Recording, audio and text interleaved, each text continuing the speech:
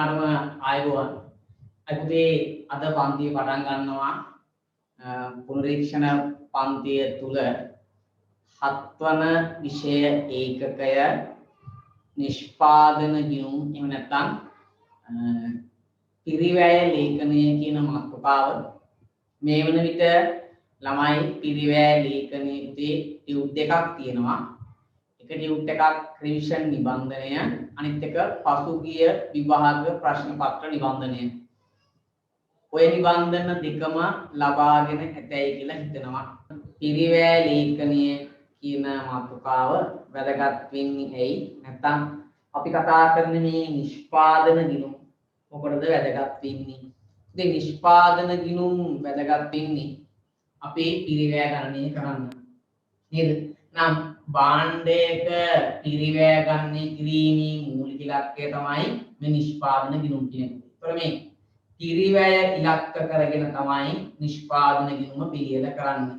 ඉතින් බොහොමයක් ව්‍යාපාර තියෙනවා පුතේ.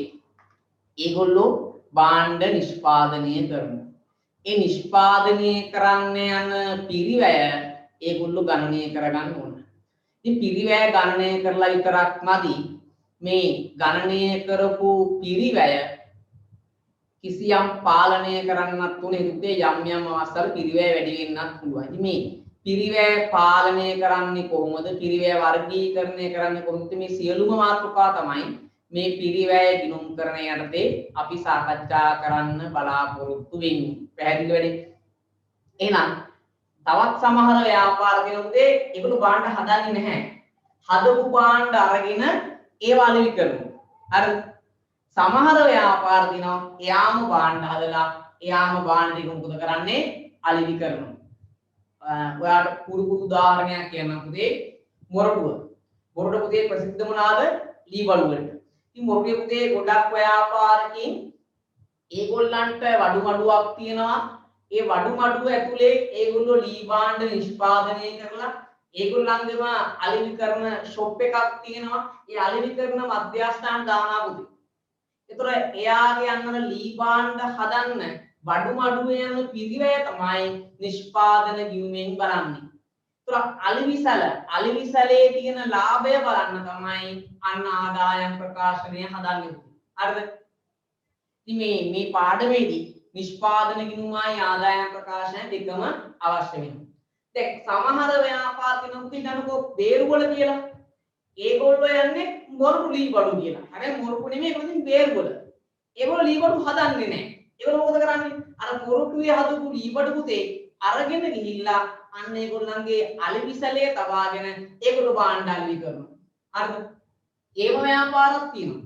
අන්න එතකොට පුතේ ඒ ව්‍යාපාරවල හදන්නේ ආදායම් ප්‍රකාශනය විතරයි. ඉතින් මේ ආදායම් ප්‍රකාශනය විතරක් හදනවා විශේෂකයයි අපි කියනවා තනි පුද්ගල ව්‍යාපාර කියලා. ඉතින් ඒක මම සාකච්ඡා කරන්නේ හේතුව තනි පුද්ගල ව්‍යාපාර පුතේ විභාගෙට එන්නෙම නැහැ. තනි පුද්ගල ව්‍යාපාර ගාණක් එන්නේ නැහැ. තනි පුද්ගල ව්‍යාපාර ගාණ ඇතුලේ තියෙන ගැළපිලි තමයි අන්න හවුල් ව්‍යාපාර සහ සමාගම් වලින් පරීක්ෂා කරන සබ්දේ. දැන් කාලෙ උම සීමිතයි. ඒක නිසා ඉතුරු කරගත්ත කාලය එලිම ගියා පිරිවැය ලේඛනයට. දෙනක් අපේ අද දවසේ මාතෘකාව තමයි මෙන්න පිරිවැය ලේඛනය. හරිද? පිරිවැය ලේඛනය විෂය ඒකකය 7 විශේෂකය 7ට තමයි අපි කතා කරන්නේ මොකක්ද? පිරිවැය ලේඛනය. හරිද? මේ පිරිවැය ලේඛනය සාකච්ඡා කරනවා විශේෂකය 7ට. ඉතින් මේ අපි මේකේ බලනවා පිරිවැය වර්ගීකරණය මුලින්ම උදේ. ඉතින් මේ පිරිවැය සකස් වෙන්නේ කොහොමද? භාණ්ඩයක් හදනකොට මෙන්න මේ පාඩමේ කතා කරන්නේ භාණ්ඩයක් හදන්න වැයවන පිරිවැය ගැන. ඉතින් භාණ්ඩයක් හදන්න පුතේ වැයවන පිරිවැය ප්‍රධාන වශයෙන් අපි කොටස් දෙකකට බෙදනවා. ප්‍රාථමික පිරිවැයයි නිෂ්පාදන පොදු කාර්ය පිරිවැයයි කියලා.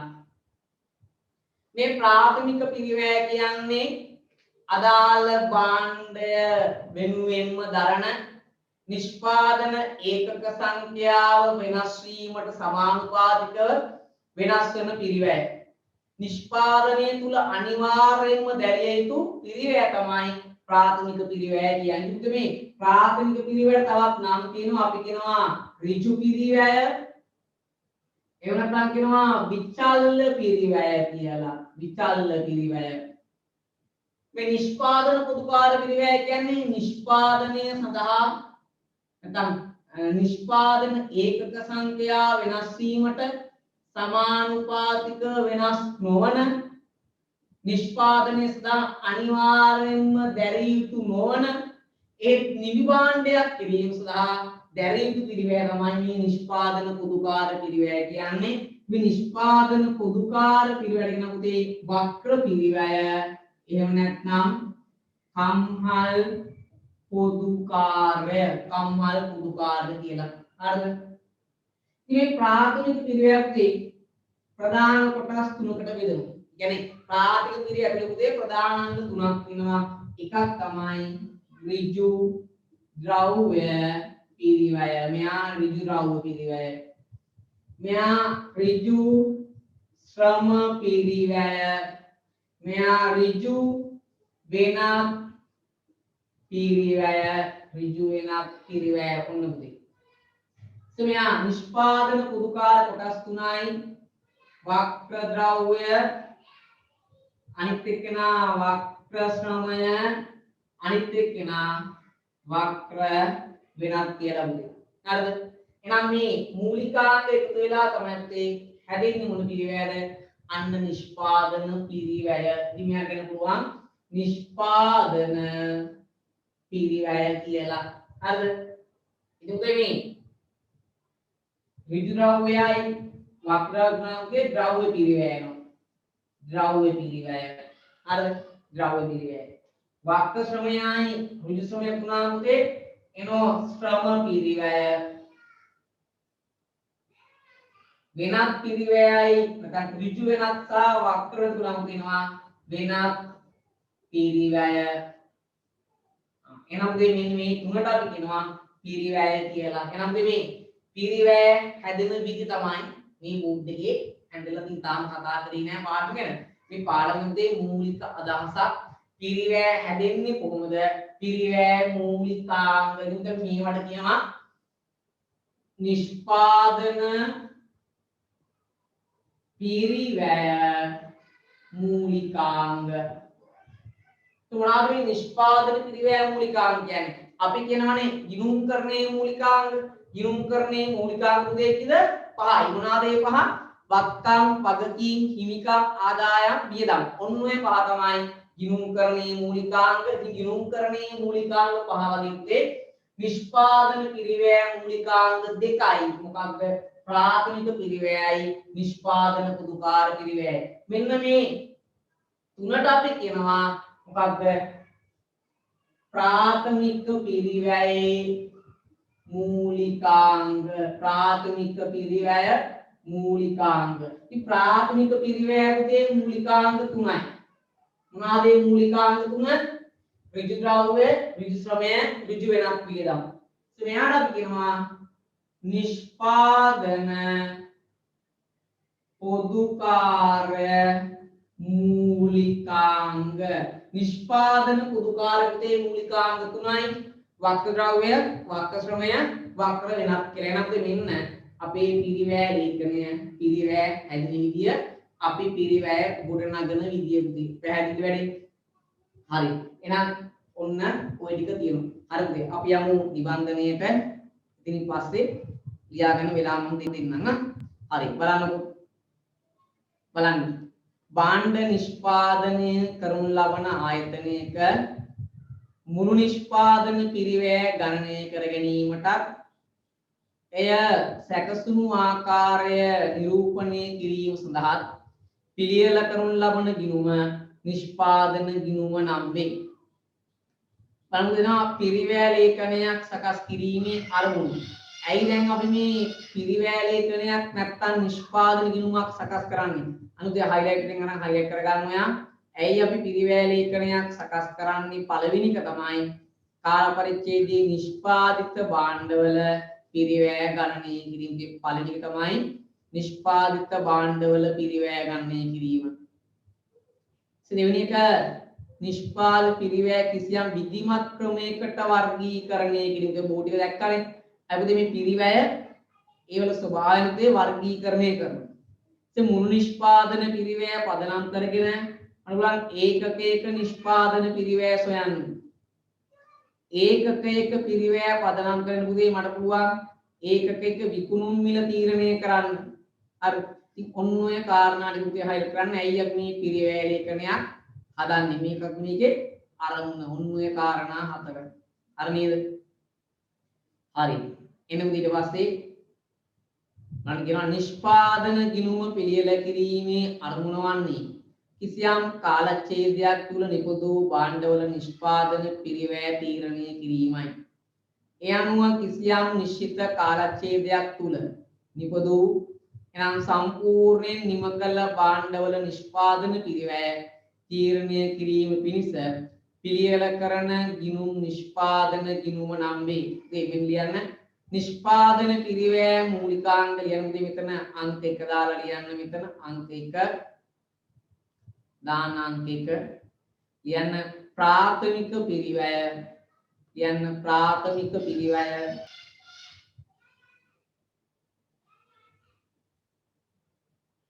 දෙවෙනි එක නා ලියන්න උදේ නිෂ්පාදන පොදුකාර පිරිවැය අර ප්‍රාථමික පිරිවැය දෙවෙනි එක නා ලියන්න නිෂ්පාදන පොදුකාර පිරිවැය නිෂ්පාදන පොදුකාර පිරිවැය.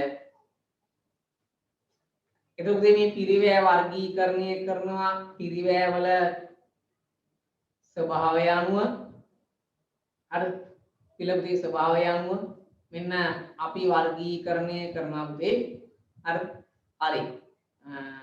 ඊට කලින් ඔයාට පුළුවන් ගිහිල්ලා බෝඩ් එකේ මම ස්ක්‍රීන් එක දෙන්නම්. හරි.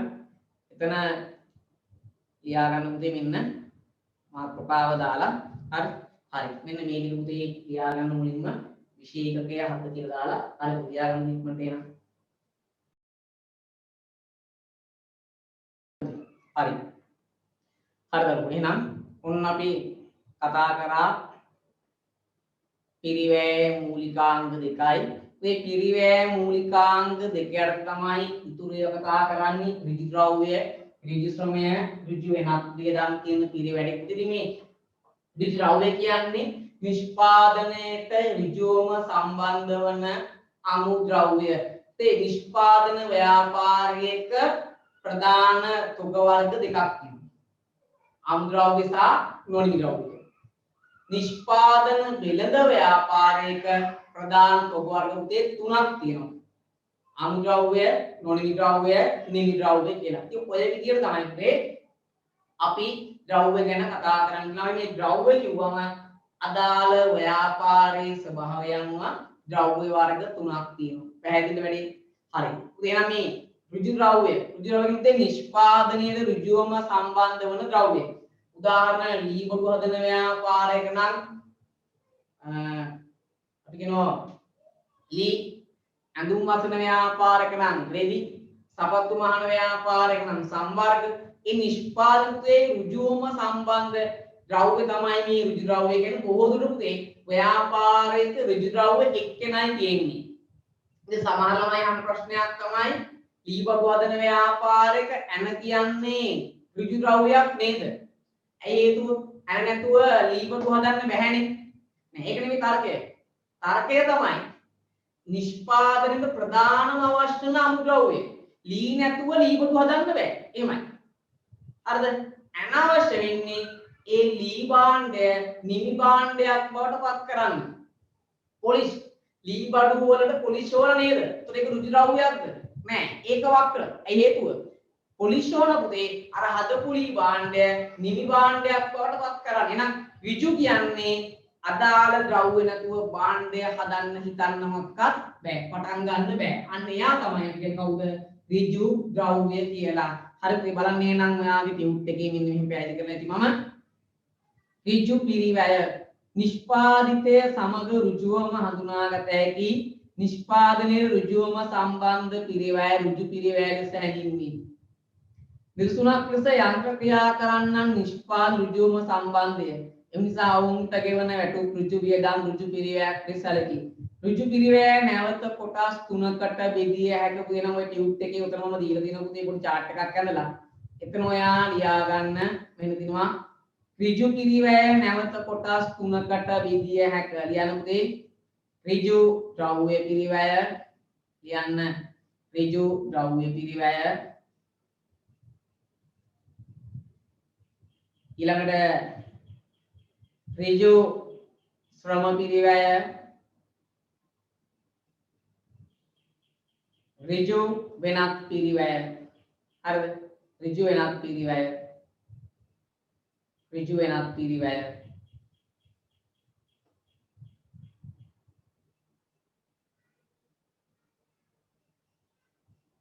හරි එනකොට ඍජු ද්‍රව්‍ය පිරිවැයට මම කලින් කතා කරා ද්‍රව්‍ය කියන්නේ නිෂ්පාදනයේ තුල අන්තර්ගත වෙලා ඍජුවම ඒකක සංඛ්‍යාවත් එක්ක වෙනස් වන පිරිවැය මෙන්න මේක හයිලයිට් කරන්න නිෂ්පාදිතය තුලට අන්තර්ගත වන නිෂ්පාදිතයේම කොටසක් බවට පත්වන ද්‍රව්‍ය ඍජු ද්‍රව්‍ය පිරිවැය ලෙස හැඳින්වේ. මෙන්න මේ කොටස පුතේ. නිෂ්පාදිත අන්තර්ගත වන නිෂ්පාදිතයේම කොටසක් බවට පත්වන ද්‍රව්‍ය ඍජු ද්‍රව්‍ය පිරිවැය ලෙස හැඳින්වේ. මෙම ද්‍රව්‍ය නොමැතිව අදාළ නිෂ්පාදිතය බිහි කළ නොහැකිය. එවැනි ද්‍රව්‍යණින් ඍජු ද්‍රව්‍ය පිරිවැය ලෙස හැඳින්වේ. උදාහරණයක් බේකරියක පිටි සඳහා දරන පිරිවැය, ගෘහ භාණ්ඩ නිපදන ආයතනක දැවවල පිරිවැය, පස්සේ ඉදල් නිපදන ආයතනයක ඊරොඩ සඳහා දරන පිරිවැය, ඇඟලුම් කම්මලක රෙස් සඳහා දරන පිරිවැය, සීනි කර්මාන්තයක උග්දර සඳහා දරන පිරිවැය. මේ අදාළ බලන්න නිෂ්පාදනයේට තියෙන්නේ එක ද්‍රව්‍යයක් විතරයි වෙන බේකරියක පිටි. ගෘහ භාණ්ඩ නිපදන ආයතනක දැවවල පිරිවැය. ඉදල් නිපදන ආයතනක ඉරටු. ඇඟුම් කම්මලක රෙදි. සීනි කර්මාන්තයක උග්දණු. හරිද? ඒතකොට මේ ඍජු ද්‍රව්‍ය ගොඩක් නැහැ. ඍජු ද්‍රව්‍ය පුතේ එකයි තියෙන්නේ මතක තියාගන්න ගොඩක් තියෙන විදියක් නැහැ. ගොඩක් තියෙනවා නම් ඒ අනිත්‍ය මොනවාද? ඔක්කොම වක්‍ර ද්‍රව්‍ය වෙන කෙනෙක් පුළුවන්. ඉතින් බේකරියක ඊට්ස් නැතුව මේ නිෂ්පාදන හදන්න බෑනේ. රසකාරක නැතුව නිෂ්පාදන හදන්න බෑනේ නේද? තව වර්ණක නැතුව නිෂ්පාදන හදන්න බෑනේ. ඒව මොනවාද ඔක්කොම? ඒව පුතේ අදාළ නිවි භාණ්ඩයක් කිරීමේදී අවශ්‍ය වන දේ ඒවට කියනවා වක්‍ර ද්‍රව්‍ය කියලා. පැහැදිලි වැඩේ. එහෙනම් ඍජු සහ වක්‍ර වල වෙනස ඔයා හරියට තේරුම් ගන්න පුතේ. ඍජු කියන්නේ එකයි වක්‍ර කියන්නේ ගොඩක් කියන එක. හරිද? හරි. එන්න ඊට පස්සේ ඍජු ශ්‍රමය. ඉතින් මම කිව්වා පුතේ මේ ඍජු ශ්‍රමයක් එක්කෙනෙක් විතරයි. ගොඩ දෙනෙක් නැහැ. හරිද? දැන් බඩු කර්මාන්ත ශාලාවක බඩු බාස් කියන්නේ එක්කෙනයි. එයාට උපකාර කරන්න අත්උදව්කාරයෝ හිටියට ඒගොල්ලෝ ගණන් ගන්නේ වක්‍ර ශ්‍රමය. ඇඳුම් නිපදවන ආයතනයක ගාමන්ට් එකේ කොල්ල පෙල්ල ඇඳුම් වහනකොට අන්න අපි කියනවා මොකක්ද? ඒක තමයි ඍජු ශ්‍රමය. තව සුපරීක්ෂකවරු ඉන්නවා, කම්මල් තත්ත්වපාලකවරු ඉන්නවා, සිකුරිටිලා ඉන්නවා පුතේ. තව ඒවල නූල් කපන කට්ටිය ඉන්නවා, බොත්තම් අල්ලන කට්ටිය ඉන්නවා. ඒගොල්ලෝ මොනවාද? ඒගොල්ලෝ පුතේ වක්‍ර. හරිද බලන්න. ඉහත කී ඍජු ද්‍රව්‍ය නිමි භාණ්ඩ බවට පරිවර්තනය කිරීමේ ක්‍රියාවලිය ඍජුවම දායක වන සේවකයන්ගේ ශ්‍රමයේ ඍජු ශ්‍රමයේ ලෙස හඳුන්වයි. එවැනි සේවකීන්ට කරන ගෙවීම් සියල්ල ආදී ඍජු ශ්‍රම පිරිවැයේ උදාහරණයක් බේකරියක පාන් කුරුස්සන්නාගේ වැටුප. ඒ කියන්නේ කියන ඔය කෝකියාගේ වැටුප. ඇඟලුම් කම්මලක මැෂින් ක්‍රියා කරවන්නකුගේ වැටුප. ගෘහ භාණ්ඩ නිපදන ආයතනයක බඩු බාස්තුරුන්ගේ වැටුප උදේ. වෙනවද? ඉතින් මේ ඍජු ශ්‍රමය උදේ එකයි තියෙන්නේ. එන්න උදේ ඍජු වෙනත් වියදම්. ඍජු ද්‍රව්‍ය පිරිමය හා ඍජු ශ්‍රමය හැරුණු විට නිෂ්පාදනයේ ඍජුවම සම්බන්ධ අනිකුත් වියදම් ඍජු වෙනත් වියදම් ලෙස හැඳින්වේ. ඉස්සරහ කියන උදේ ලිපිහිමකම හෝ ස්වාධිකාර වෙනුවෙන් නිෂ්පාදනය කරන ප්‍රමාණය මත ගෙවන අන්න පුරස්කාර. ඉතින් මේ ඔක්කොගම එකතු අපි කියන මොකක්ද?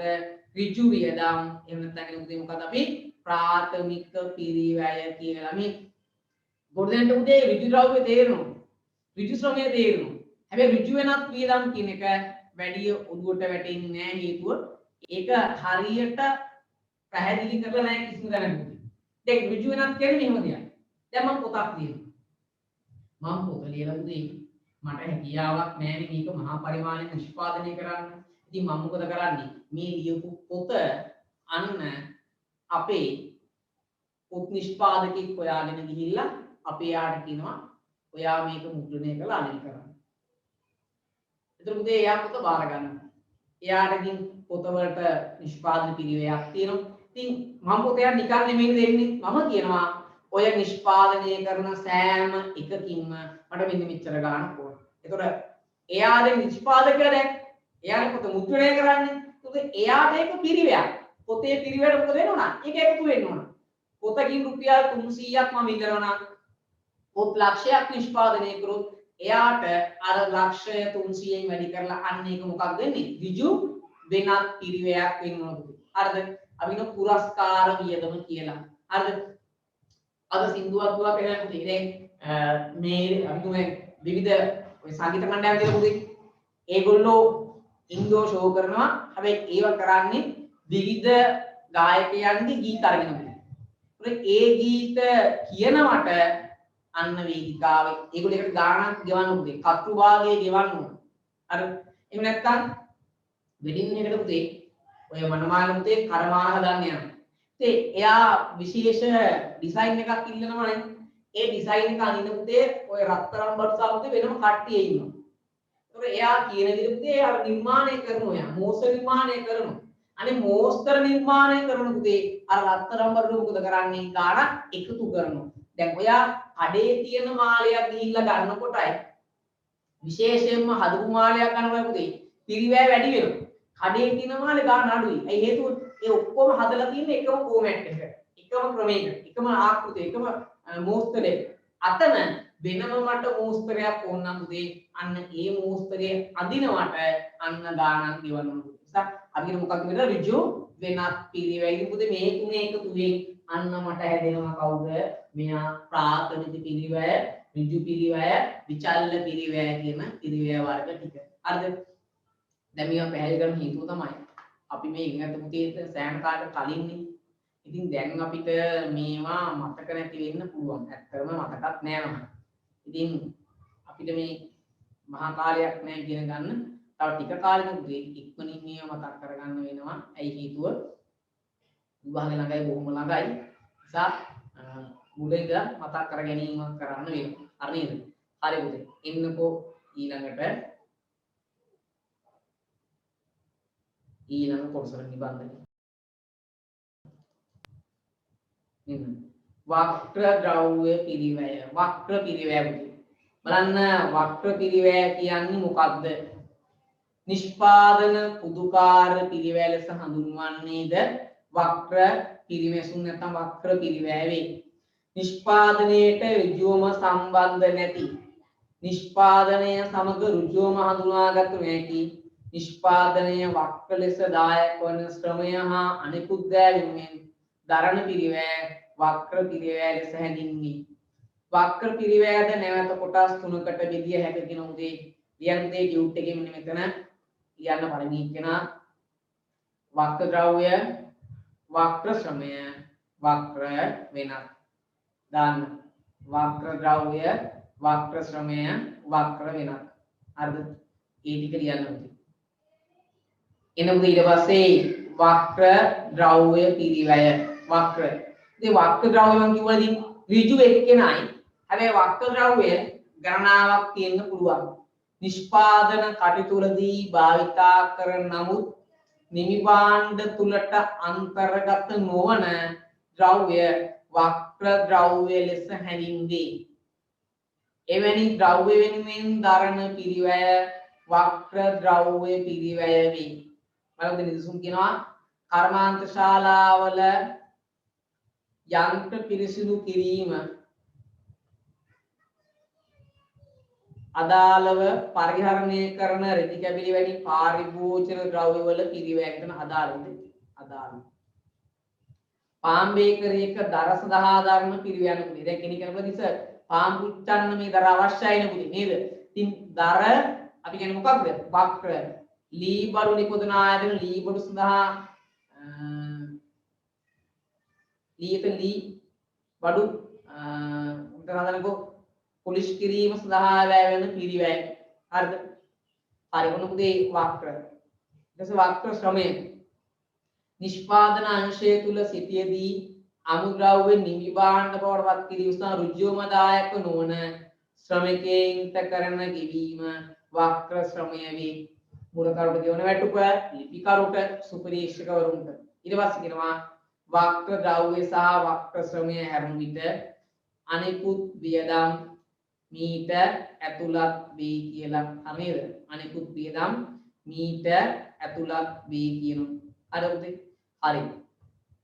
එන්න දරුවෝ ඊට පස්සේ ඔය තියෙන්නේ ඔයාට දීලා වක්‍ර ද්‍රව්‍ය වක්‍ර ශ්‍රමය වක්‍ර වෙන තියෙනවා කියන වියදම් ටික පුතේ. හරිද? එහෙනම් පුතේ මෙන්න නිෂ්පාදන පිරිවැය අංග මොනවාද? ඍජු පිරිවැයයි වක්‍ර පිරිවැයයි. හරිද? ඍජු පිරිවැයයි වක්‍ර පිරිවැයයි. ඉතින් ඍජු පිරිවැය කියන්නේ මොනවාද? ඍජු ද්‍රව්‍ය, ඍජු ශ්‍රමය, ඍජු වියදම්. ඒ තුනේ එකතු වීම පුතේ හැදෙන මොකද්ද? ප්‍රාථමික පිරිවැය. වක්‍ර ද්‍රව්‍ය, වක්‍ර ශ්‍රමය, වක්‍ර වියදම්. ඒ තුනේ ගන්න පුතේ නිෂ්පාදන පොදු කාර්යය මේ දෙකම එකතු කරාම අන්න මුළු නිෂ්පාදන පිරිවැය හැදෙනවා පුතේ. මේ තියෙන මුළු නිෂ්පාදන පිරිවැය. හරි නේද? හරි. දැන් පුතේ ඔන්න සම්පූර්ණ නිෂ්පාදන පිරිවැය නම් පුතේ බොහොම කෙටියෙන් සහ සරලයෙන් පැහැදිලි කරනවා. ඊට පස්සේ නිමි භාණ්ඩ තොග ගැලපීම කියන මාතෘකාව තියෙනවා පුතේ. එන්න ඔයා නිමි භාණ්ඩ තොග ගැලපීම කියන මාතෘකාවට හේතුව දැන් මේ මොකද කිව්වනේ තොග වර්ග ගැන. අපි මේ පිරිවැයේ වැදගත්ම මාතෘකාවක් තමයි තොග. හේතුව ඔය තොග වර්ග පුතේ අපි මේ පාඩමේ කීපයක් සාකච්ඡා කරනවා. අනිත් පුතේ තොගය ව්‍යාපාරයකට සෑහෙන වැදගත්. හේතුව නිෂ්පාදනයෙන් 50%කට වඩා වැඩි ප්‍රමාණයක් රඳා පවතින්නේ තොගය මත. එම නිසා තොගය පාලනය කරන පුතේ සෑහෙන වැදගත්. හරිද? එහෙනම් පුතේ නිෂ්පාදන හා අලෙවි ව්‍යාපාරයක තොග නිෂ්පාදන හා අලෙවි ව්‍යාපාරයේ තොග වර්ග තුනයි. එකක් අමුද්‍රව්‍ය, අනිත් එක්කෙනා නොනිමි ද්‍රව්‍ය, අනිත් එක්කෙනා නිමි තොගය. නිමි ද්‍රව්‍යවත් තමක් නැහැ. તો මේ දෙන්නා ඉන්නේ නිෂ්පාදන ගිණුම ඇතුලේ. නිෂ්පාදන ගිණුම ඇතුලේ. මෙයා ඉන්නේ ආදායම් ප්‍රකාශනය තුල. හරිද? දැන් මේ අමුද්‍රව්‍යයන් නොනිමීත්වයේ ගලපන නිෂ්පාදන ගිණුමට නිමිතෝගේ ගලපන ආකාරද ආදායම් ප්‍රකාශනයට. පැහැදිලිද? හරි. ඔය විදිහට තමයි අපේ තොග වාර්තා කරන්නේ. දැන් අමුද්‍රව්‍ය කියන්නේ පුතේ අදාළ භාණ්ඩ නිෂ්පාදනය කරන්න ගෙනාවු තොග ටික. පටන් අරගෙන නැති. උදාහරණයක් ලී බඩු හදන්න ලී කොටන් ටික පුතේ බාලා තියෙනවා. හරි. ඊට පස්සේ පාන් හදන්න පුතේ පිළි ගෑනලා පැත්තකින් තියලා තියෙනවා. අන්න අමුද්‍රව්‍ය. නොනෙමි කියන්නේ නිෂ්පාදන ක්‍රියාවලිය ඇතුලේ පුතේ තියෙන භාණ්ඩවලට. ඒ කියන්නේ ලී ටික ගෙනල්ලා පුතේ ලී කොටේ කපපු තැන ඉඳන් හරිද? ලී කොටේ කපපු තැන ඉඳන් හරිද? එය ඊට පස්සේ පුතේ මේසයක් වෙනකන් පුටුවක් වෙනකන් අන්න දරන සියලුම පිරිවැය හරිද? අපි කියනවා මොන පිරිවැයක්ද? නොනිමි පිරිවැයක් කියලා පුතේ. කියන්නේ නිෂ්පාදන ක්‍රියාවලිය තුල තියෙනවා නම් ඒකට කියනවා මොකද පුතේ අපි නොනිමි කියලා. පැහැදිලිද? ඒක නොනිමි. නිමි කියන්නේ අන්න හදලා ඉවරයි දැන් ඒක තියෙන්නේ අලෙවි කරන්න විතරයි අපිට නම් අලෙවියට තබා තිබෙන තොගය තමයි මොකක්ද කියන්නේ අපි නිමි තොගය කියලා. ඉතින් මේ අමුද්‍රව්‍ය නම් ප්‍රශ්නයක් නෑ. ඒක ලේසියෙන් හොයාගන්න පුළුවන්. හැබැයි මේ නොනිමි තොග ගැලපීම නොනිමි තොග ගැලපීම ඉතා වැදගත්. සෑහෙන වැදගත්. අර අපි නොනිමි තොග ගලපන්න. මේ නොනිමි තොග කියන්නේ මොකක්ද? නොනිමි තොග කියන්නේ පුතේ අපේ නිෂ්පාදන ක්‍රියාවලිය ඇතුලේ තියෙන තොගය. ඒ කියන්නේ ලී බඩු ටික හදන්න පුතේ අර කොට ටික කපපු තැන ඉඳන් මේසයක් වෙනකම්ම තමයි නොනිමි. අර කුඩු ටික ගෙනල්ලා මේ පිටි ටික ගෙනල්ලා පුතේ පාන් බවට පත් කරනකම්ම මොකක්ද? නොනිමි. රෙදි ටික ගෙනල්ලා පුතේ ඇඳුමක් වෙනකම් මොකක්ද නොනිමි. මේ නිෂ්පාදන ක්‍රියාවලිය ඇතුලේ තියෙන තොගය තමයි මොකක්ද අපි නොනිමි කියන්නේ. ඒ නොනිමි පුතේ කියනවා එක් එක් අදියරවල. මොකක්ද මේ අදියර? දැන් අපේ පිරිවැයේ කොටස් දෙකයිනේ. ප්‍රාථමික පිරිවැයයි පොදුකාර පිරිවැයයි. අන්න ඒක නිසා පුතේ අපි නොනිමි තොගක් ගලපන්න පුළුවන් ආකාර දෙකකට අපි කියන එක ප්‍රාථමික පිරිවැයට නොනිමි ගැලපීම අනිත් එක නිෂ්පාදන පිරිවැයට නොනිමි ගැලපීම කියලා. එහෙනම් දෙන්න මෙන්න නොනිමි තොග ගලවනවා අපි ප්‍රධාන කොටස් දෙකකට. පළවෙනි එක ප්‍රාථමික පිරිවැයට නොනිමි ගැලපීම නිෂ්පාදන පිරිවැයට නොනිමි ගැලපීම නිෂ්පාදන පිරිවැයට නොනිමි ගැලපීම. හරිද? ප්‍රාථමික පිරිවැයට නොනිමි ගැලපීමයි නිෂ්පාදන පිරිවැයට නොනිමි ගැලපීම දෙන්නේ අදියර දෙකක් තියෙනවා.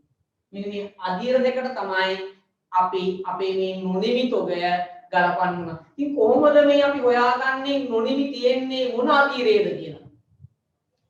නොනිමි තොගය සමන්විත වන්නේ ඍජු ද්‍රව්‍ය, ඍජු ශ්‍රමය, ඍජු වෙනත් වේදම් වලින් පමණක් නම් අන්න උදී අපි කියන මොකක්ද?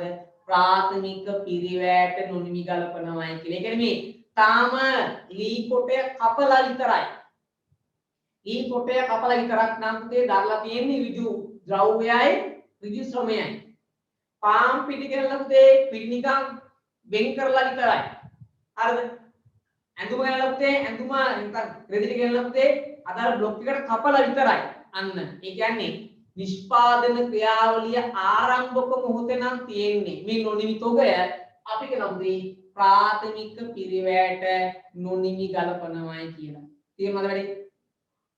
නිෂ්පාදන පිරිවැයට පුතේ නොනිමි ගලපනවා නම් මේ භාණ්ඩය හදලා ඉවර වෙන්න ළඟයි. ඒ කියන්නේ මේ නොනිමි තොගය ඇතුලේ ප්‍රාථමික පිරිවැයක් තියෙනවා, නිෂ්පාදන පොදුකාර පිරිවැයක් තියෙනවා. ඔය පිරිවැය වර්ග දෙකම තියෙනවා නම් අන්න අපි කියන මොකක්ද?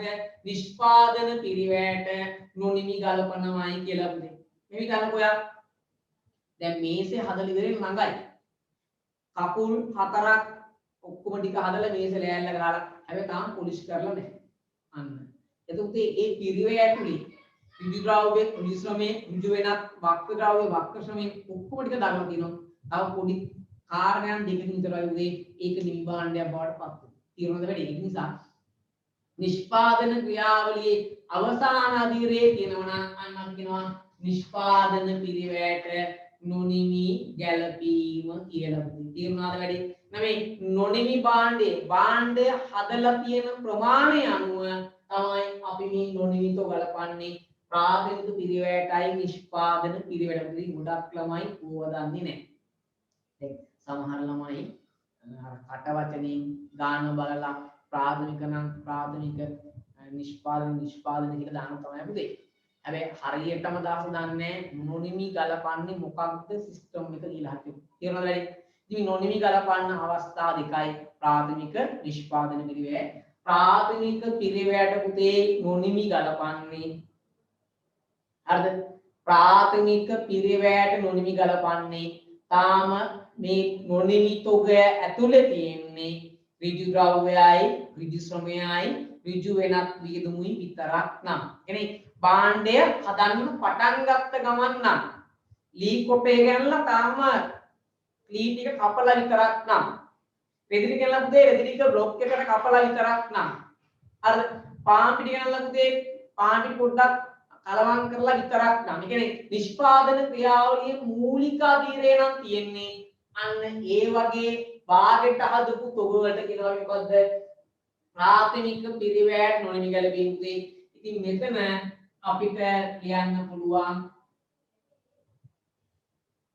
නොනිමි තොගය සමන්විත වන්නේ ඍජු ද්‍රව්‍ය ඍජු ශ්‍රමය ඍජු වෙනත් පිරිවැය වලින් පමණක් නම් අන්න.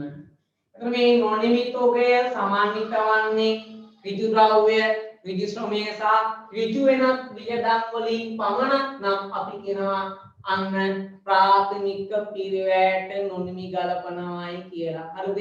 ප්‍රාථමික පිරිවැයට නොනිමි ගලපනද ඒක ඇතුළේ තියෙන ඍජු ද්‍රව්‍ය ඍජු ශ්‍රමය ඍජු වෙනත් විතරයි. නිෂ්පාදන පිළිවෙලේ නොනිමි ගලපනවා අපි මෙන්න නොනිමි තොගය තුල ප්‍රාථමික පිරිවැය හා නිෂ්පාදන පිරිවැය අන්තර්ගත නම් නිෂ්පාදන පිරිවැයට නොනිමි ගලපනු ලැබේ. ඉතින් මේ මම හැම කොටසකටම ඔයාලා පොඩි කෙටි සටහනක් දීගෙන යනවා. ඇයි හේතුව? අපි තියරි ක්ලාස් එකේ මේවා පුරුල්ල සාකච්ඡා කරලා තියෙනවා. දැන් මේ හැම කෑල්ලවල වෙනම කෙටි සටහනක් අහගෙන යනවා. පුරුදු කරනවා. ඇයි හේතුව? ඒකෙන් මේ විභාග ලියන ඉන්න ඔයාට ගොඩාක් කාලයක් අරන් ඕවා පාඩම් කරන වෙලාවක් නැහැ. බොහොම ලේසියෙන් සරලෙන් මතක තියාගන්න තියෙනවා. ඒකට තමයි මෙන්න මේ පොඩි කොටස් ටික රූප කරගෙන යන්නේ. හරි නේද? හරි පුතේ. ඔයා එන්නකෝ නිබන්ධනෙට අපි ඒකත් එක්ක සාකච්ඡා කරමු පාඩම්. බලන්න. මෙන්න නොනිමි තොග ගැලපීම බලන්න මොකක්ද කියන්නේ කියලා. වර්ෂය තුල නිෂ්පාදන කටයුතු ආරම්භ කළත් වර්ෂයේ අවසාන වන විට සම්පූර්ණයෙන්ම නිෂ්පාදනය කර අවසන් කිරීමට නොහැකි වූ භාණ්ඩ තිබිය හැක. මේවා නිෂ්පාදනය වෙමින් පවතින භාණ්ඩ ලෙස හැඳින්විය හැකිය. අර්ධ නිෂ්පාදන කෙරීගෙන යන වැඩ ආදී වචන වලින් හඳුන්වන්නේද මේවාමය. නොනිමි භාණ්ඩවලට අදාළ පිරිවැය ප්‍රමාණය තීරණය කරන ක්‍රම හේවත් නොනිමි භාණ්ඩ අගය කරන ක්‍රම දෙකක් පවතී. එනමුද මේ නොනිමි භාණ්ඩ අගය කරන ක්‍රම දෙකක් පවතී. මෙන්න එක නොනිමි භාණ්ඩ ප්‍රාථමික පිරිවැයට අගය කිරීම. කොහොමද නොනිමි භාණ්ඩ ප්‍රාථමික පිරිවැයට අගය කරන්නේ? බලන්න නොනිමි භාණ්ඩවල පිරිවැය ගණනය කරන විට එම පිරිවැයට ඇතුළත් කර ඇත්තේ ඍජු පිරිවැය පමණක් වේ නම් අන්න ඍජු පිරිවැය පමණක් වේ නම් එනම් වක්‍ර පිරිවැය කිසිවක් නොනිමි භාණ්ඩ වලට ඇතුළත් කර නැතිනම් එහිදී නොනිමි භාණ්ඩ අගය කර ඇත්තේ ප්‍රාථමික පිරිවැයටයි කිව හැකිය. එවිට නිෂ්පාදන ගිණුමේ නොනිමි භාණ්ඩ ගලපන්නේ ප්‍රාථමික පිරිවැය කොටසේදීය. එනමුද ප්‍රාථමික පිරිවැය අරගෙන ඊට පල්ලෙහායින් අපි මොකද කරන්නේ? වර්ෂය ආරම්භයේ නොනිමි භාණ්ඩ එකතු කරලා අර වර්ෂය ආරම්භයේ නොනිමි භාණ්ඩ එකතු කරලා වර්ෂයේ අවසාන නොනිමි භාණ්ඩ අඩු කරනවා. එතකොට මට වෙනමුද අන්න නිමි භාණ්ඩවල ප්‍රාථමික පිරිවැය මොකක්ද වචනේ? නිමි භාණ්ඩවල ප්‍රාථමික පිරිවැය. හරිද? හරි. ඊට පස්සේ බලන්න නොනිමි භාණ්ඩ කම්මල් පිරිවැයට අගය කිරීම. නොනිමි භාණ්ඩවල පිරිවැය ගණනය කරන විට ඍජු පිරිවැය සහ වක්‍ර පිරිවැය දෙවර්ගයේම ඇතුළත් කොට පිරිවැය ගණනය කර ඇතනම් එහිදී නොනිමි භාණ්ඩ කම්මල් පිරිවැයට අගය කර ඇතැයි කිව හැකිනුද? මේ නොනිමිය තුල තියෙනවා ඍජු පිරිවැය සහ වක්‍ර පිරිවැය කියන දෙවර්ගයම. එහිදී නොනිමි භාණ්ඩ ගලපන්නේ නිෂ්පාදන ගිණුමේ අවසාන කොටසේදී කියන උදේ බලන්න. ප්‍රාථමික පිළිවෙල පුතේ එකතු කරනවා කම්මල් පුදුකාර පිරිවැය. එතකොට වෙනවා වර්ෂයේ දරූ නිෂ්පාදන පිරිවැය කියන උත්තරේ. මෙතන වර්ෂයේ දරූ නිෂ්පාදන පිරිවැය. ඒකෙන් අඩු කරනවා එකතු කරනවා ආරම්භක නොනිමි අඩු කරනවා අවසන් නොනිමි අලවෙන පුතේ නිමි භාණ්ඩවල නිෂ්පාදන පිරිවැය කියන මේ මෙතන ගලපලා තියෙන නිෂ්පාදන පිරිවැය අවසාන කොටස. මෙතන ගලපලා තියෙන පුතේ ප්‍රාථමික පිරිවැය කොටසේ. හරිද? ගානකින් තවත් තීරය ඔයාට. හරි. මෙන්න පුතේ ඔයාට දීලා තිනවා නිෂ්පාදන පිරිවැය ගිණුම්ගත කරන ආකාරය. දැන් නිෂ්පාදන පිරිවැය ගිණුම්ගත කරන ආකාරය කියන්නේ දැන් නිෂ්පාදන ගිණුමෙන් හොයනවනේ නිෂ්පාදන පිරිවැය. ඔය හදන නිෂ්පාදන පිරිවැය තමයි කාර්යමාල් කරන්නේ ආදායම් ප්‍රකාශයට. එහෙනම් මෙන්න හයිල් කරන ඔයා ආදායම් ප්‍රකාශනය හර නිෂ්පාදන ගිණුම බැර කියලා. මේ නිෂ්පාදන පිරිවැය අපි ආදායම් ප්‍රකාශයට මාරු කරනවා. නිෂ්පාදන ගිණුම බැර කරලා ආදායම් ප්‍රකාශනය මොකද කරන්නේ? අන්න අපි හර කරනවා. හරි නේද? මෙන්න දිනමුද අපි නිෂ්පාදන ගිණුම. ඉතින් මේ නිෂ්පාදන ගිණුමේ මේ ආකෘතම උතිවාට මෙතන දීලා තියෙනවා. ඔයාලා ටියුට් එක බලන්න දරුවෝ. හරි. ගානකට යන්න කලින් ඔයා මෙන්න මෙතන චුට්ටක් ඉන්නකො. හරි. මෙන්න මෙන්න පටන් ගමු. මේ ලියාගත්තේ නෑනේ කවුරුවක්වත්. හරි. හරි. මෙන්න මේ උදේ ලියා ගන්න. අර නිෂ්පාදන. හරි. දැන් මේ නොනිමි ගලපන්න තේරෙනවා. අපි ගාන දෙකක් හදලා තව නෝට් එකේ තියෙනවා සෑහෙන්න පාඩ තියලා දෙන්න. අර ගාන දෙකක් හදලා අපි ඉක්මනින් යමු ඊළඟ කොටස් වලට මේ ටික සාකච්ඡා කරගන්න පුතේ. හරිද? ගාන එන්න පුතේ ප්‍රශ්නාංකයකට. ප්‍රශ්නාංක 1. හරිද? අලුතේ නිෂ්පාදන ආයතනයෙන් උපුටගත් තොරතුරු පුතේ තියෙනවා 2020 මාර්තු 31. 2019 4 ගැන පුතේ මුල මේ මුල පස්සේ විස්තර දීලා ඔයාට ඔයා ඉන්නවා නිෂ්පාදන ගිණුම හා ආදායම් ප්‍රකාශනය කියන දෙකම. ඔයාගේ ඉල්ලන්නේ නිෂ්පාදන ගිණුමයි ආදායම් ප්‍රකාශනයයි දෙකම තමයි ඔයාගෙන් ඉල්ලන්නේ මේ ගානට පුතේ. හරි නේද? එහෙනම් නිෂ්පාදන ගිණුම හා ආදායම් ප්‍රකාශන දෙකම අපි රූල් කරගන්න මේ ගාන හදන්න කලින්. හරි. අපි රූල් කරමු එහෙනම් මේ අභ්‍යාසලාව නිෂ්පාදන ගිණුමයි ආදායම් ප්‍රකාශන ඊට පස්සේ අපි ඉක්මනින් ගන්න තව නෝට් තියෙනවා ලියන්න ඕනේ. කියන්නේ මේ ඔය එක කෑල්ලක් විතරයි අපි තාම සාකච්ඡා කරන්නේ. අපි මොනවාද දාන්නේ? ඒක මුදේ පොඩ්ඩක් බලන්න මේ ඔයාට ගානේ නොනිමි දීලා තියෙන්නේ කොහොමද කියලා. බලන්න ගානේ කියනවද නොනිමි ගලපන තැන. දැන් මේ ගාන නොනිමි තියෙනවා. නොනිමි පුතේ ගලපන්නේ ප්‍රාථමික පිරිවැයටද නිෂ්පාදන පිරිවැයටද කියලා පුතේ අන්න කියලා නැහැ. එහෙම කියලා නැත්නම් අපි නොනිමි ගලපන්නේ පුතේ කාටද? නිෂ්පාදන පිරිවැයට. පැහැදිලිද? හරි නිසා අපි දැනට ගාන රූල් කරගමු මෙන්න. මුල අමුද්‍රව්‍ය ගැනුම් රූල් 3-4ක් විතර ඉඳ තියන්න ගැනුම් වල ඵලයන් ඇයි හේතුව ගෙනීමේ කුලී අමුද්‍රව්‍ය ආපසයව බලපන්න ඕන. අග අමුද්‍රව්‍ය ලැබෙනවා පරිභෝජනය කළ තුගය. ඊට පස්සේ උදේ ලැබෙනවා කම්හල් පොදුකාර්ය පිරිවැය. ඊට පස්සේ අපි එකතු කරනවා මේකට මුල නොනිමි අඩු කරනවා අග නොනිමි. හරිද? මුල නොනිමි එකතු කරලා පුතේ අග නොනිමි මොකද කරන්නේ? අඩු කරනවා. ඒ වගේ මෙන්න ආදායම් ප්‍රකාශනය.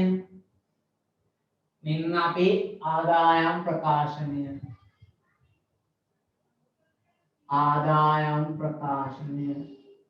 මෙයා විකුණු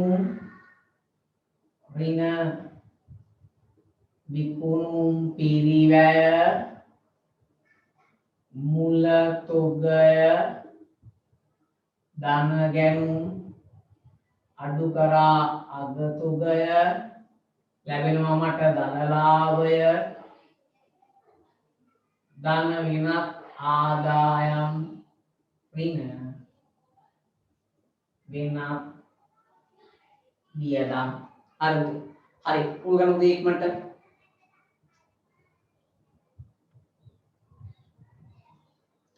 නැවත තීරු තුනක් ඕනේ නැහැ පුතේනේ ඒ තීරු තුනක් හැදුවේ අපි අර ඉස්සර අර වියදම් වර්ගීකරණය කරලා එහෙම ගේ නිසා තීරු තුනක් ඕනේ දැන් කොම් ගන්න තීරු දෙකකින් හරි දැන් ඉස්සර තමයි අර තීරු තුනක් කියන රූල් එක දැන් එහෙම අච්චර උකරන්නේ නැහැ පුතේ අර වියදම් වර්ග කරන්නේ නැහැ සමහර සෙල්ල තාමත් රූල් කරනවා ඒ දැන් ඔක්කොම මාක්ස් එකේ මේ පුතේ තීරු දෙකකින් එන්නේ අර නිසා තීරු දෙකකින් මෙයා හරි වියදම් වර්ග කරන්නේ නැහැ නේ අපි හරි පටන් ගමු දෙනා හරි ඔයා ගාන රූල් කරන්න පුතේ අපි කොතනින්ද මේ ගාන පටන් ගන්නෙ ගානට ආරම්භයක් දෙන්නේ කොතනද පුතේ ගාන පටන් ගන්නේ අතිරේක තොරතුරු වලින් මොනවාද මේ අතිරේක තොරතුරු 2020 මාර්තු 31 දිනට තොගය පහත පරිදි ආගණනය කර ඇත කියනවා මාර්තු 31කට පුතේ තොගය ගණනය කරලා තියෙනවා අමුද්‍රව්‍ය මොනිමි භාණ්ඩ කියලා. ඔය කියන්නේ පුතේ අගතොග නම් අගතොග පුතේ තැන් දෙකකට යන්න උනා. එකක් නිෂ්පාදන ගිණුම අනිත් එක ආදායම් ප්‍රකාශන පුතේ දාන්න අග අමුද්‍රව්‍ය තොගය 32000යි අගතොග දාද්දී අනිවාර්යෙන් වරහන වෙන්න ඕන හේතුව අගතොගය පුතේ අපි අඩු කරලා පෙන්නනවා. ඉතින් නොනිමි පුතේ 19000යි අග නොනිමි 19000යි වරහන් දාන්න. නිමි භාණ්ඩ කීයද 23000යි දාන්න 23000යි. හරිද? දාන්න 23000යි. හරි. ඊට පස්සේ දෙක යන්ත්‍ර උපකරණ පිරිවැන් 10%ක් ශ්‍රය කෙරේ කියනවා. යන්ත්‍ර උපකරණ පිරිවැන් 10%ක් ශ්‍රය කරේ කියනවා දේ. ඒතර මේ යන්ත්‍ර පිරිවැන් 10%ක් කොහොමද අපි ශ්‍රය කරන්නේ? අර යන්ත්‍ර පිරිවැන් 10%ක් ශ්‍රය කරේ කියනවා දේ. බලන්න එහෙනම් යන්ත්‍ර කොච්චරක් ඔයාට දීලා තියෙනවද මේ ගානේ? අන්න පුතේ යන්ත්‍ර තියෙනවා කීයක්ද? ලක්ෂ 4ක්. මේ ලක්ෂ 4ට 100ට 10ක් කියන්නේ කීයද? 40000යි. ඔය 40000 පුතේ එහෙනම් මුල්වලින් පුතේ එකතු වෙනවා මුල්වලින් එකතු වෙනවා අග්‍රවලින් යන්න වෙනවා හරිද පුතේ යන්ත්‍ර පිරිවැය කියනවා ලක්ෂ 4ක් ලක්ෂ 4කට 10ක් කියන 40000යි දැන් යන්ත්‍ර ෂේ කොට දාන්නේ නිෂ්පාදන ගිණුමට ආදායම් ප්‍රකාශ පුතේ යන්ත්‍ර තියෙන්නේ සාමාන්‍යයෙන් නිෂ්පාදනාගාරයෙන් නිෂ්පාදනාගාරවල පුතේ යන්ත්‍ර නිෂ්පාදන භාවිතා කරන්නේ ඒක නිසා Q විශේෂයෙන් කියලා නැත්නම් මේ යන්ත්‍ර ෂය අනිවාර්යෙන් දාන්න මොන ගිණුමටද නිෂ්පාදන ගිණුමට දාන්න නිෂ්පාදන ගිණුමට පුතේ කීයද 40000යි හරිද දාන්න පුතේ නිෂ්පාදන ගිණුමට 40000යි මෙතන ෂය හරිද යන්ත්‍ර ෂය 40000යි වෙනත් නැහැ වෙනත් විදිහ නෙවෙයි යා ඒ සාමාන්‍යයෙන් ඔයා ආදායම් ප්‍රකාශය හදනකොට දාන්නේ හරිද මේ ආදායම් ප්‍රකාශය හදනකොට තමයි අපි ඒක වෙනත් වියදම් වලට දාන්නේ හැබැයි ආදායම් ප්‍රකාශය නිෂ්පාදනයයි දෙකම හදනවා නම් අනිවාර්යෙන් යන්ත්‍රශය කාටද යන්නේ කම්හල් පොදුකාර වියදමක් විදියට හේතුව යන්ත්‍ර නැහැනේ පුතේ ආදායම් ප්‍රකාශය දැන් හිතන්න ඔයා මං කියවනේ වඩු මඩුවයි ෂොප් එක ඇතුළේ දෙකක් තියෙනවානේ ෂොප් එකේ තියෙන පුතේ භාණ්ඩ විකුණන්නනේ ඊතර නෑනේ මැෂින් එක කොහෙද තියෙන්නේ වඩු මඩුවේ නේද එහෙනම් පුතේ යන්ත්‍රශය කොට දෙන්නේ කම්මල් පොදුකාර පිරිවැයක් විදියට හරිද වැඩි හරි ඊට පස්සේ පුතේ බලන්න ගැලිපිලි බලාගෙන යන්න මුලින්ම දැන් ගැලිපිලි අංක 1 ඉවරයි ගැලිපිලි අංක 2 ඉවරයි වේතන වලින් 140ක් කර්මාන්ත ශාලාවට අදාළ වක්‍ර වේතන වන අතර ඉතිරිය පරිපාලන වේතන වෙනකොට වේතන වලින් 140ක් කර්මාන්ත ශාලාන්න එයා කියන වේතන දැන් වේතන කියලා පොදුවේ තිබ්බම අපි දන්නේ ඒ වේතන කම්හල් පොදුකාරද නැත්නම් ආදායම් ප්‍රකාශය වෙනස් වියදම්ද අන්න මෙයා කියනවා වේතන වලින් 140ක් කර්මාන්ත ශාලාවට අදාළ වක්‍ර වේතන අතර ඉතිරිය පරිපාලන වේතන වේ. බලන්න එහෙනම් වේතන කොච්චරක් නිබන්ධනයේ දීලාද? අන්න වේතන පුතේ 80000ක් තියෙනවා. ඔය 80000 කඩන්න ඕන අපි කෑලි දෙකකට. එහෙනම් මෙන්න 80000 කොටස් කරනවා 140යි 160යි කියලා. 140 කියන 8 වරක් අතර 32යි 32000යි 8 වරක් 6 48000යි. ඉතින් මේක තමයි අපේ කර්මාන්ත ශාලාව නේද? කර්මාන්ත ශාලාවට තමයි කිව්වේ කීයද? 140. එහෙනම් කර්මාන්ත ශාලාවට 40 මෙයා කම්හල් මෙයා පරිපාලන. අන්න මෙතනට දාන්න 32000 වේතන කියලා මෙතනට දාන්න වේතන කියලා 48000 දාන්න දෙයිද? 48000 දාන්න මෙතනට. හරිද? 48000 දාන්න උදී. හරිද? මෙතනට දාන්න 32000 මෙතනට දාන්න කීයද? 48000. හරිද? හරි. ඔන්න අපි අදාළ ටික දාගෙන ගියා. හරි. හරි. බලන්න ඊට පස්සේ මේ ගැළපිලි බලන්න දෙයක් ගැළපිලි. ගැළපිල්ලෙන් තමයි මට ගාන තේරෙන්නේ. ගාන ගොඩ ගානක් පුළුවන්. විදුලි වියදමෙන් 4000 උපචිත වන අතර රක්ෂණ ගාස්තු 3000ක් ඉදිරි වර්ෂය සඳහා අනුපදෙකින් ඔය තනි පුද්ගල ව්‍යාපාර ගැළපිලි. පාඩම මොනකරට ඔයාට ඔක ලීසින් කොට දාන්න පුළුවන් නේ. ඉතින් උපචිත විදුලි වියදම 4000 කියන්නේ දැනට තියෙන විදුලි වියදමට මොකද වෙන්නේ? එකතු වෙනවනේ පුතේ. අන්න බලන්න ඔයාගේ නිබන්ධනේ දැනට විදුලි වියදම කීයක් තියෙනවද පුතේ බලන්න. විදුලි වියදම දැනට කීයක් තියෙනවද? අන්න 19000ක් තියෙනවා. ඉතින් මේ තියෙන 19000ට ටියුට් එකේ එකතු කරන්න පුතේ කීයක්ද මෙතනට? 4000ක් නේද? 4000ක් මොකද කරන්නේ? අන්න එකතු කරන්න පුතේ. එතකොට 19000යි 4000යි කීයද ඔක්කොම 23000යි. ඔතන කියන්නේ කම්හල් විදුලිය කියලා. අන්න කම්හල් පොදුකාරය දාන්න පුතේ. විදුලි කියලා කීයද? 23000යි. මෙතනට දාන්න විදුලි කියලා 23000යි. හරි නේද? විදුලි කියලා දාන්න පුතේ කීයද? 23000යි. දාන්න විදුලිය 23000යි. හරි නේද? විදුලියේ 23000යි. විදුලියේ 23000යි දාන්න. කම්මල් විදුලිය කීයද? 23000යි. හරි නේද? කම්මල් විදුලිය පුතේ 23000යි. ඊට පස්සේ පුතේ මොනවාද කියන්නේ? අර ඉදිරියට කළ රක්ෂණ ගාස්තු 3000යි. ඉදිරියට කරපු නිසා පුතේ අපේ රක්ෂණ වලින් ඔය 3000 මොකද වෙන්න ඕන? අඩු වෙන්න ඕන. අන්න 16000ක් තියෙනවා රක්ෂණ. ඒ 16000න් 3000 අඩු කරන්න. එහෙනම් 16000න් 3000 අඩු කරාම පුතේ 13000යි. අන්න එනම් රක්ෂණ බලන්න පුතේ රක්ෂණත් කියන්නේ මොන රක්ෂණද කියලා? ඔතන කියන්නේ කම්හල රක්ෂණය. මතක තියාගන්න කම්හලනේ. කම්හල කියන්නේ මෙතනට දාන්නේ නම් රක්ෂණ. අන දැනට තියෙන රක්ෂණ වලින් ඔය ඉදිරියට ගෙවපු 3000 මොකද කරන්නේ? අඩු කරන්න. එහෙනම් 16000න් 3000 ගියාම 13000යි. දාන්න පුතේ 13000 රක්ෂණ කියලා. පැහැදිලිද වැඩි? හරි. එහෙනම් ඔන්න අපි ගැළපිලි ටික කරාවුද? ඉතින් බලන්න දැන් ගැළපිලි කරනකොට මෙන්න මේ කියන තැන් ටික උගේ සම්පූර්ණ වෙන්න ඕන. තොග ටික කම්හල් පොදුකාර කිරිමේයි අපේ ආදායම් ප්‍රකාශ. තවත් සමාන වෙනස් වෙන්න පුළුවන් ගානේ ගන්න. මේ ගාන අනුවම. හරිද? ඊට පස්සේ පුතේ අපි ඊළඟට මොකද කරන්න ඕන? දැන් ගැළපිලි ඉවර නම් අන්න යනවා වගේ දරුවෝ අපි ශේෂ පිරික්සුමට.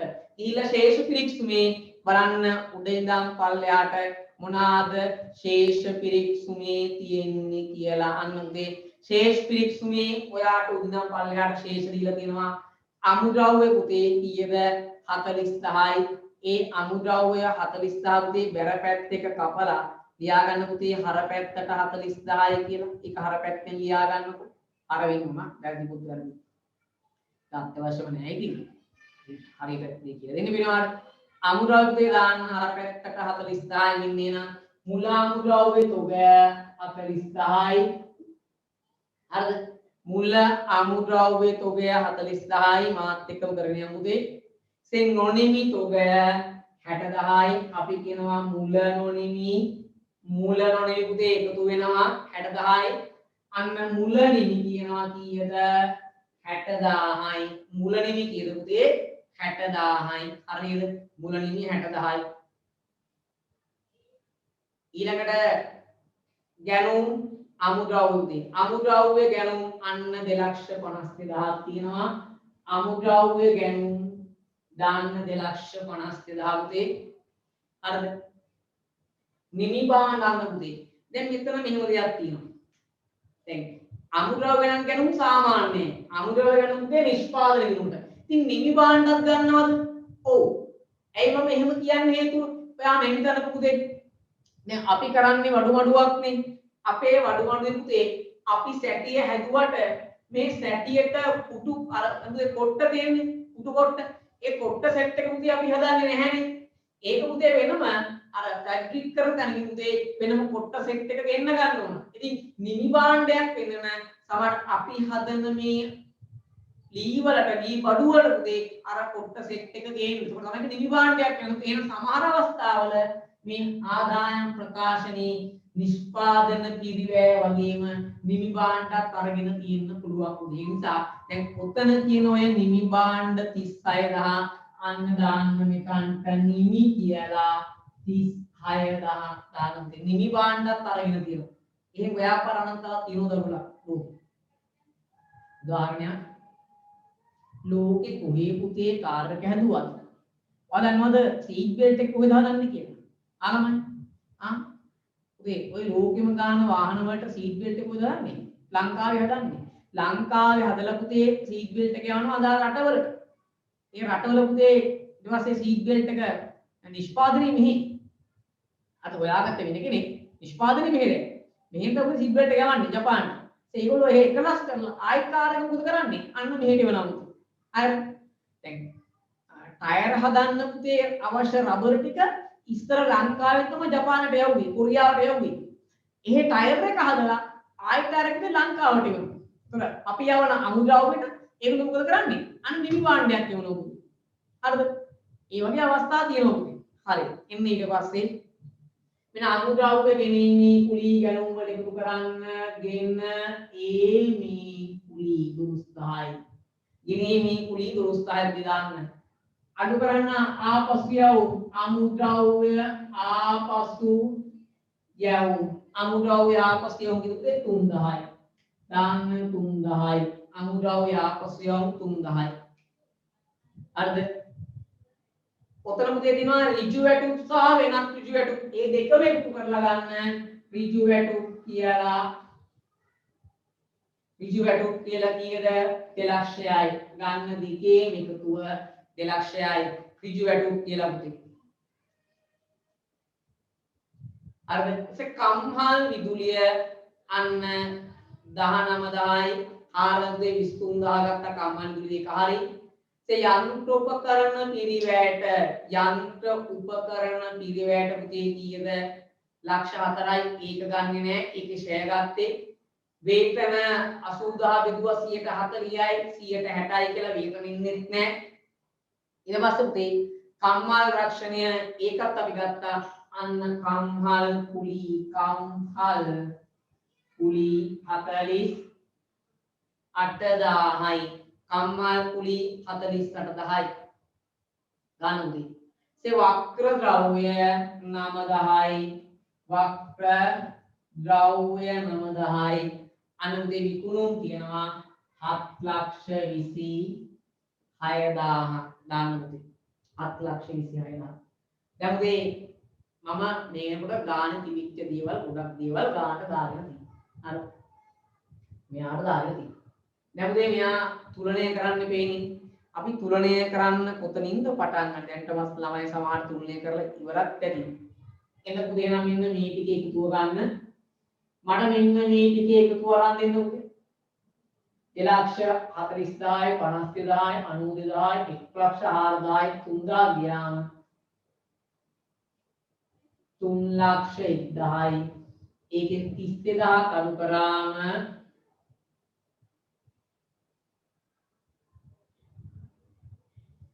බලන්න 269000ක් දෙන්නේ කියලා. බලන්න 269000ක් දෙන්නේ කියලා පුතේ. හරිද? 269000ට මෙන්න එකතු කරමු තව ලක්ෂ දෙකක්. දැන් එනවා 469000. 469000ක් එන්නේ. 469000ක් එනවා පුතේ. ඒකෙනු කම්හල් පොදු කාර්ය පිරිවැය බලන්න කීයක් නෝ 0.0.0යි. මෙතන එනවා 8යි 2යි 10යි 10යි 19යි 19 25න් 5 දෙකක් ඉතුරුයි 8යි 10යි 16යි 1,65,000යි 40 දැන් 19000ක් ගියා 60 දැන් 19000 41000යි පුතේ. අන්න මේ ටිකේ එකතු මට අරන් දෙන්න බලන්න කීයක් එනවද කියලා පුතේ. 6,75,000 නේද? 6,75,000ක් එනවා පුතේ. 6,75,000ක් නෝකක් නිෂ්පාදන පිරිවැය. දැන් ඔය ආපු 6,75,000න් අන්න අපිට ගින්න මෙතනට නිෂ්පාදන පිරිවැය 6,75,000යි. මම කිව්වනේ අපි මේ බඩු ටික හදලා අපි වඩු මඩුවේ මේ බඩු ටික හදලා ලී බඩු ටික හදලා දානකොට අපි අලෙවිසැලට අපි කියන ෂොප් එක කියලා ඉතින් අලෙවිසැලට අලෙවි මධ්‍යස්ථාන දානවා අන්න. එතකොට මේ අලෙවි මධ්‍යස්ථානයේ ගැනුම් වෙන්නේ මෙන්න නිෂ්පාදන පිරිවැය ආපු නිෂ්පාදන පිරිවැය. එතකොට මේ නිෂ්පාදන පිරිවැය නම් මෙතන කවුද වෙන්නේ? ගැනුම් වෙන්නේ දාන්න මෙන්න මෙතනට කීයද? 6,75,000 බලන්න. දැන් බලන්න මෙතන විකුණු පිරිවැය කීයක් එනවද කියලා පුතේ මට අරන් දෙන්න විකුණු පිරිවැය 48,000ක් එනවා. එහෙනම් විකුණු වලින් විකුණු පිරිවැය ගියාම ඇතන දර ලාභයක් නෙවෙයි දල අලාභයක්. ගන්නකො දල ලාභයෙන්. දල අලාභයක් ඉන්නේ. කියන්නේ මේ පිරිවැය වැඩි. ඒ වෙන්න පුළුවන්. ආ විකුණු වලින් පිරිවැයට කරාම පුතේ බලන්න අලාභයක් එනවා ඔයාට 22000ක් ආලාභයක් දෙන්නේ දලාලාභයක් දෙන්නේ 20000යිද අන්න හරියට. ඒක 48000 අඩු කරනවායි කියන්නේ පුතේ මට සුද්ධ අලාභයක් ඉන්නේ කීයද 60000යි 70000ක අන්න මට සුද්ධ අලාභයක් එනවා.